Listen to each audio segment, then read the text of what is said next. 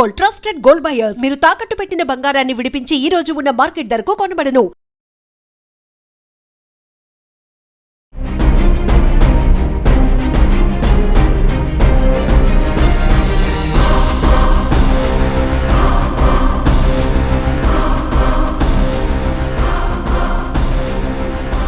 IBomma Ravi arrest తర్వాత ఆయన ఇప్పుడు ఒక సెన్సేషనల్ టాపిక్గా మారిపోయారు.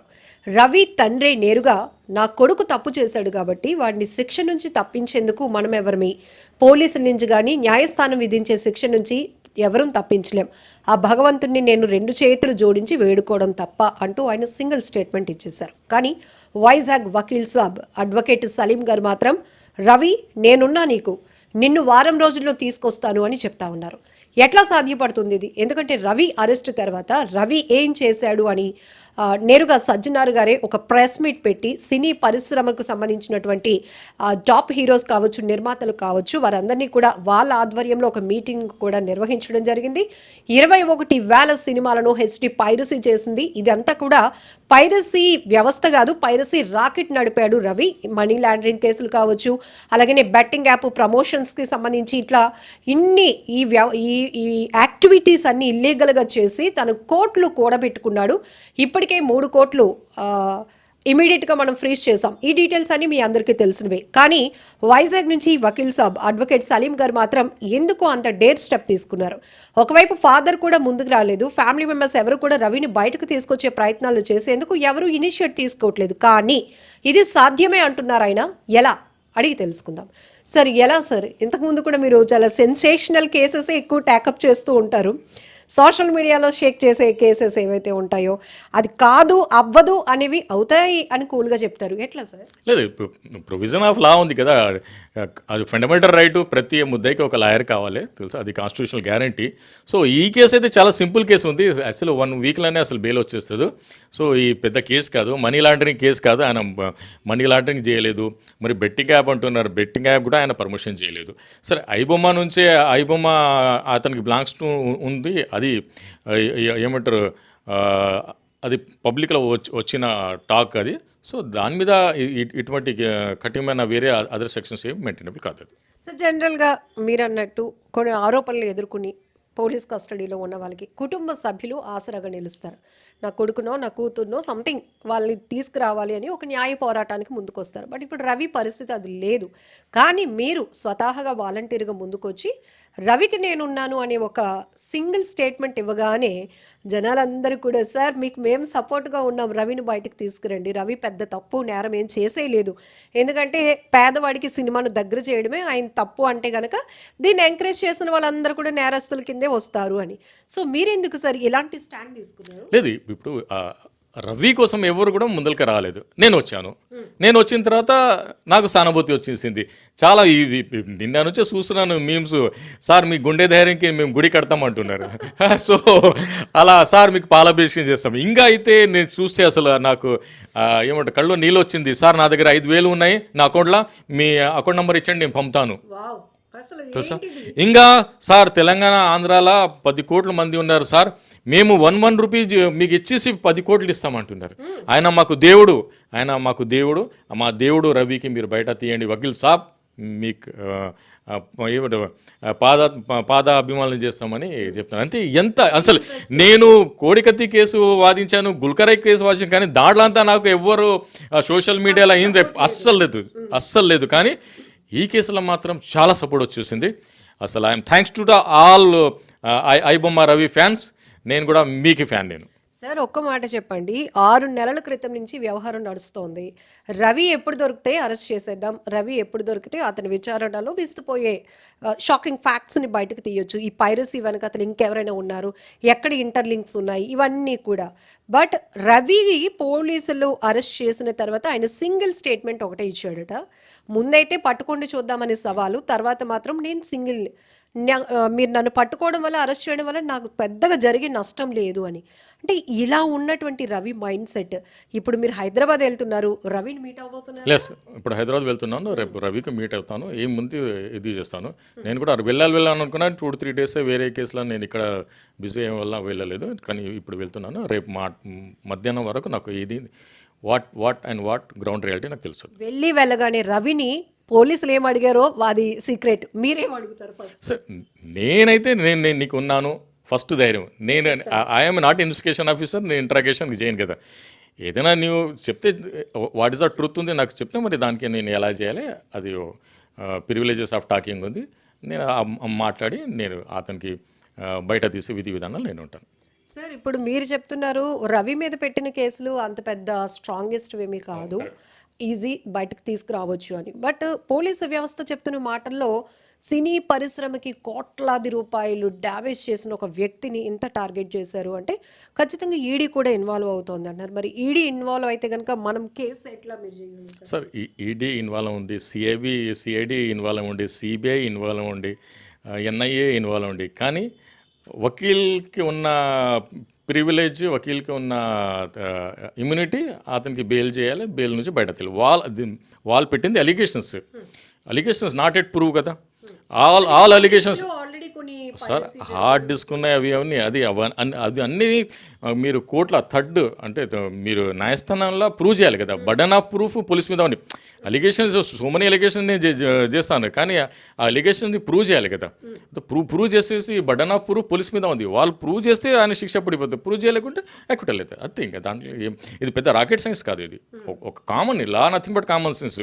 పోలీస్ ఏది చెప్పారు, వాళ్ళు చెప్పింది మాటకు క్రెడిబిలిటీ ఉంది, అది వాళ్ళు ప్రూవ్ చేయాలి. ఈరోజు కూర్చొని మీరు ఏమంటారు మీడియాతో మాట్లాడుతున్నారు, అది freedom of speech. Me view మీరు పెట్టవచ్చు, నేను నా వ్యూ పెడుతున్నారు, అవును కదా. పబ్లిక్ వ్యూ పబ్లిక్ పెడుతున్నారు, అవును కదా. ఎవరికైనా చెప్పే రైట్ ఉంది సమాజంలో. కానీ అతని కోసం నేను వాలంటరీగా ఈ కేసు వాదించి బయట తీస్తానని నేను ధైర్యం ఇచ్చాను వాళ్ళ ఫ్యామిలీకి. రేపు రవి కూడా అదే ధైర్యం ఇస్తాను. సార్ కమర్షియల్ ఆస్పెక్ట్లో ఉన్న కేసులే కాదు, పేద వర్గం స్టాండ్ తీసుకునే వ్యక్తి ఈ వకీల్ సాబ్ అని చాలా పేరుంది. గతంలో కూడా చూసాం, నిరుపేద పరిస్థితిలో ఉన్న వాళ్ళ కేసులు కూడా మీరు వాదించి వాళ్ళ పక్షాన ఉన్నారు. చాన్నాళ్ళు పోరాటాలు కొనసాగాయి. ఇప్పుడు రవి విషయంలో మీరు ఎంత స్ట్రాంగ్గా? లేదు, నాకు ఎంత టఫ్ కేసు ఉంటే అంత స్ట్రాంగ్ అయిపోతాను నేను. ఎస్, రివర్స్ అయిపోతాను నేను. ఎంత టఫ్ కేసు ఉంటే నాకు అంత హుషారుగా వస్తుంది. సో అది నా నేచర్. ఇంకా టఫ్ కేసు రావాలి అని నేను ఆశిస్తాను. ఎంత టఫ్ కేసు వస్తేనే దానికి వాదిస్తేనే నాకు మంచి అనుభవం వస్తుంది. సో ఈ ఎక్స్పీరియన్స్ నాకు ఫ్యూచర్లో నేను వచ్చే కేసులో నేను ఎక్స్పీరియన్స్ చేస్తాను కదా. సో అది నా మనోభావాలు ఉన్నాయి, అదే నా మైండ్. బొమ్మ ఫాలోవర్స్ ఇప్పుడు రవికి సపోర్ట్ చేసే వాళ్ళు ఎక్కడెక్కడో ఉన్నారు, ఒక ప్రాంతానికి పరిమితం కాదు. అలానే ఐబొమ్మలో సినిమాలు చూసిన వాళ్ళు కూడా ఎక్కడెక్కడో ఉన్నారు ప్రేక్షకులందరూ. బట్ ఇప్పుడు రవి విషయంలో ఒక బిగ్గెస్ట్ స్టాండ్ తీసుకున్నారు తెలంగాణ పోలీసులు. మీరేమో ఏపీ నుంచి వైజాగ్ నుంచి తీసుకెళ్తున్నారు ఈ రెవల్యూషన్. ఎట్లా ఈ వెసెస్ ఎట్లా వెళ్తున్నారు? లేదు, కామన్గా ఉంది. ఇప్పుడు మొన్న వరకైతే మనం ఒకటే యునైటెడ్ స్టేట్ ఉండే, కానీ 2014 నుంచే మనం సపరేట్ అయ్యాము. సో ఏం లేదు, నాకు పోలీస్ కానిస్టేబుల్ నాకు చెప్పాడు, సార్ హాఫ్ అన్ అవర్ నాకు ఎక్కడైనా ఫ్రీ దొరికితే నేనే ఐబొమ్మల సినిమా చూసేవాడు. నేను కానిస్టేబుల్ ఉన్నాను, పోలీసులా ఉన్నాను, కానీ ఇల్లీగల్ యాక్టివిటీస్లో నేను కూడా ఉన్నాను. అయితే నేను మీకు సపోర్ట్ చేస్తున్నాను, పోండి సార్ మీరు రవికి తీయండి అని అన్నాడు. సో అలా సో మాస్ సపోర్ట్ అయితే ఈరోజు ఆయనకు వచ్చింది అని నేను చెప్తాను. ఆయన ఈరోజు ఏమంటారు మాస్ పబ్లిక్లా ఠాగూర్ లాగా, శివాజీ లాగా, రాబిన్ హుడ్ లాగా, ఏమంటారు ఆ భాస్కర్ ఏదో ఉంది చూడు, ఆ భాస్కర్ లాగా ఫీల్ అవుతున్నారు జనాలు. సార్ మీరు ఈ డెసిషన్ తీసుకునే ముందు రవి గురించి కొంత అనాలిసిస్ చేసి ఉంటారు కదా, ఏంటి రవి, ఏంటి ఐబొమ్మ, ఏంటి తన మీద ఉన్న అలిగేషన్స్ అని మీకేమనిపించింది? లేదు, అనాలిసిస్ చేసేది ఏం లేదు. నేను చేసేది సెక్షన్స్ చూశాను. సెక్షన్స్ చూసి అది చాలా వర్తబుల్ కాదు. అవును, నా దగ్గర ఉంది కదా 420 కేసు ఉంది. ఇప్పుడు బిఎన్ఎస్ 318 ఉంది, డిస్హానెస్ట్లీ చేయాలి మనీ మ్యాటర్లా. మరి ఐటీ యాక్ట్ ఉంది, కంపెనీ యాక్ట్ పెట్టారు, కానీ అది దానికి చెల్లదు. సో అది మనం కోర్టుకి కన్విన్స్ చేసి శిక్ష అదే సార్ మా రుజువు అయితే 7 years వరకు పనిష్మెంట్ ఉంటుంది. రుజువు అయితే అది కూడా గ్రావిటీ అంతా. కానీ అక్కడ 10% రియల్ ఉంటే 90% అబద్ధం చెప్పారు పోలీసు వాళ్ళు. సో అదే దాంట్లో ఆ కేసు పోతుందని నేను నమ్ముతాను. ఆయన ఏది బెట్టింగ్ యాప్ పర్మిషన్ చేయలేదు. ఈజ్ నాట్ ఏ హీరో కదా, మరి బెట్టింగ్ ని ఎలా ఐబొమ్మ సైట్లో సినిమా ఓపెన్ చేసే ముందు ఇలా బెట్టింగ్ యాప్స్ని అడ్వర్టైజ్మెంట్ వచ్చిందంటే ఆల్మోస్ట్ సినిమా చూడడానికి ఉన్న వాళ్ళు కూడా ప్రేరేపితం అయ్యారు కదా, అది నష్టపోయారు లేదు, కదా, అది సత్యనారాయణ గారి version. అది అతని కంట్రోల్లో ఉంటుంది. అది Okay. అది అతని కంట్రోల్లో ఉంటుంది. అది ఆటోమేటిక్ వస్తుంది. అది అది ఒక వ్యాలిడ్ పాయింట్. ఇంకా ఏమంటారు, అతను మనీ లాండరింగ్ చేశారంటారు. మనీ లాండరింగ్ ఇక్కడ నుంచే ఏదో ఫారిన్ కంట్రీకి పంపించేసి మరి అక్కడ నుంచే ఇన్కమ్ ద్వారా చూపించాలి. అలా ఏం చేశాడు ఆయన? ఏ సొమ్ము అక్కడ ఫారిన్ కంట్రీకి అమ్మి మరి అక్కడ నుంచే అమౌంట్ వస్తుంది కదా, అది మనీ లాండరింగ్ అంటే వైట్ అవుతుంది. అది లాండరింగ్ అంటే కడగాలి. ఏమడికి అడిగాడు అలా అటువంటి ఏజ్. మన వైజాగ్లో ఒక అబ్బాయి 24 years అబ్బాయి, ఆయన మనీ లాండరింగ్ చేశాడు. ఇక్కడ నుంచే సాఫ్ట్వేర్ అక్కడ పంపించాడు. మరి ఆ సాఫ్ట్వేర్ కొన్నిటికి పైసలు పంపించేసి మరి ఇక్కడ నుంచే సాఫ్ట్వేర్ పంపించేసి నేను సాఫ్ట్వేర్ అమ్మానని అక్కడ నుంచి డబ్బులు తీసుకున్నారు. సో అది మనీ లాండరింగ్. 1,500 crores స్కామ్ చేశాడు. అది కూడా ఎలా దొరికాడంటే అదే పెద్ద పెద్ద నేరాలు మనుషులు చిన్న చిన్న తప్పులు చేస్తారు కదా. ఆ BMW కారు కొనేటప్పుడు పాన్ కార్డ్ ఇచ్చాడు. పాన్ కార్డ్ అప్డేట్ నుంచి అతను అన్ని అప్డేట్ వస్తాయి. నా ఏ యాక్టివిటీ ఉంది పాన్ కార్డ్తో అప్డేట్ అయిపోతుంది. నేను ఎక్కడెక్కడ వెళ్తున్నాను, నా ఏమంటారు ఎక్కడెక్కడ లొకేషన్లో ఉంటుందో ఆధార్ కార్డ్తో అప్డేట్ అవుతుంది. ఎందుకంటే మన ఫోన్ నుంచి ఆధార్ కార్డు నడుస్తుంది, పాన్ కార్డు నుంచి బ్యాంక్ ట్రాన్సాక్షన్ నడుస్తుంది. అది సార్ ఇప్పుడు చాలా మందికి డౌట్ వస్తుంది. ఇప్పుడు తెలంగాణ పోలీసులు వాదిస్తున్నట్టుగా సజ్జనార్ సార్ చెప్పినట్టు కొన్ని ఫ్యాక్ట్స్ రివీల్ చేసినట్టు ఏదైతే ఈ చీకటి వ్యవస్థ ఇది, ఎందుకంటే ఒక వ్యవస్థకి ఒక సినీ పరిశ్రమకి కోట్ల రూపాయలు నష్టం కలుగజేయడంతో పాటు అడ్డదారిలో ఈ సినిమాల్ని పైరసీ చేశాడు కాబట్టి అని. సార్ ఇప్పుడు మనం అప్పుడప్పుడు సినిమాల్లో అట్లా చూస్తూ ఉంటాం కదా, వెనకాతల ముసుగు దొంగ ఒకరైతే ముందుండి నడిపే వ్యక్తి ఒకరు ఉంటారు. బట్ ఈ కేసులో నేరుగా రవియే చేసి ఉంటాడు అనుకుంటారా, రవి వెనకాతలు ఇంకెవరైనా ఉండి ఉంటారు అనుకుంటారు? ఒకవేళ అలా జరిగితే రవికి శిక్ష తగ్గే అవకాశం ఉందా? లేదు, అది ఇప్పుడైతే ప్రైమ్ అక్యూస్ ఓన్ అక్యూస్ ఇతనే ఉన్నాడు కదా. A1 A2 A3 ఇలా ఏం ఇప్పుడు వరకు మనకు రివీల్ రాలేదు. రేపు వెళ్తే మనకు తెలుస్తుంది. అది ఒకటి. ఇంకా పైరసీ అంటే పైరసీ ఎందుకు లేదు, ముందు నుంచి పైరసీ ఉంది. ఇప్పుడు మీరు హోటల్ పెట్టండి, మీ పక్క ఇంకోటి హోటల్ పెడతారు అంటే దాన్ని పైరసీ అంటారా? అవును కదా, అవును కదా. మీరు ఒక టీవీ ఛానల్ పెట్టండి, పక్క ఇంకోటి టీవీ ఛానల్ పెడతారు. అది పైరసీ కాదు కదా, అది కాంపిటేటివ్ స్పిరిట్. అవును కదా. ఇప్పుడు నేను చిన్నప్పుడు ఖైదీ సినిమా చూశాను, చాలా ఇంప్రెస్ అయ్యాను చిరంజీవి సినిమా. కానీ అది హాలీవుడ్ ర్యాంబో సినిమా కాపీ అది. సో అలాగో ఇన్స్పిరేషన్ కాపీ చేస్తారు. కానీ దీంట్లో పైరసీ ఆయన ఎంత వరకు వీళ్ళు ఇచ్చిన స్టేట్మెంట్కి క్రెడిబిలిటీ ఉంది, అది ఎంత పడుతుంది ఈ కేసు వాదించాలని నాకు తెలుస్తుందని నేను చెప్తాను. సినీ పెద్దలు కూడా చెప్తున్నారు కదా సార్, ఖచ్చితంగా ఇది తప్పుడు విధానమే. ఎందుకంటే ప్రేక్షకుల్ని సినిమా థియేటర్కి దూరం చేసేసి మేము కోట్ల రూపాయలు రెమ్యునరేషన్ ఇచ్చేస్తున్నాం, హీరోస్కి కోట్ల రూపాయలు బడ్జెట్ పెడుతున్నాం, అలాంటిది మాకు అమౌంట్ కూడా రాకుండా ఇలా పక్కదోన వెంటనే హెచ్డి ప్రింట్లు ఇవ్వటం అనేది పెద్ద నేరమే అని చెప్తున్నారు. కరెక్ట్ ఉంది, మీరు చాలా బాగున్నారు. అదే ఇప్పుడు మన ఐబొమ్మ ఫ్యాన్స్ ఉన్నారు కదా, వాళ్ళు అన్నారు మంచి సినిమా ఉంటే థియేటర్కే వెళ్ళి చూస్తాం, టైంపాస్ సినిమా ఉంటే మన ఐబొమ్మలో చూస్తాం. ఇప్పుడు ఒకసారి ఒక ప్రోబ్ చెప్పారు, ఎవరు, కమల్ హాసన్, తిరుపతికి వెళ్ళి దర్శనం చేస్తే ఒక ఆనందం ఉంటుంది, ఇంట్లోనే బొమ్మ ఉంటుంది దేవుడు బొమ్మ, ఆయన దర్శనం చేస్తే ఒక ఆనందం ఉంటుంది. సో ఐబొమ్మ చూసేది ఒక ఫోటో బొమ్మ తెలుసా, సినిమాకి వెళ్ళి చూసేది అది తిరుపతి దర్శనం అని నేను మీకు చెప్తున్నాను. ఇప్పుడు ఫ్యాన్స్ అందరూ వరిలో ఉన్నారు, ఒక ప్యానిక్లో ఉన్నారు, ఏంటి రవి ఎప్పుడు వస్తున్నాడు అని. ఏం చెప్తారు ఫ్యాన్స్కి? నేను ఉన్నాను.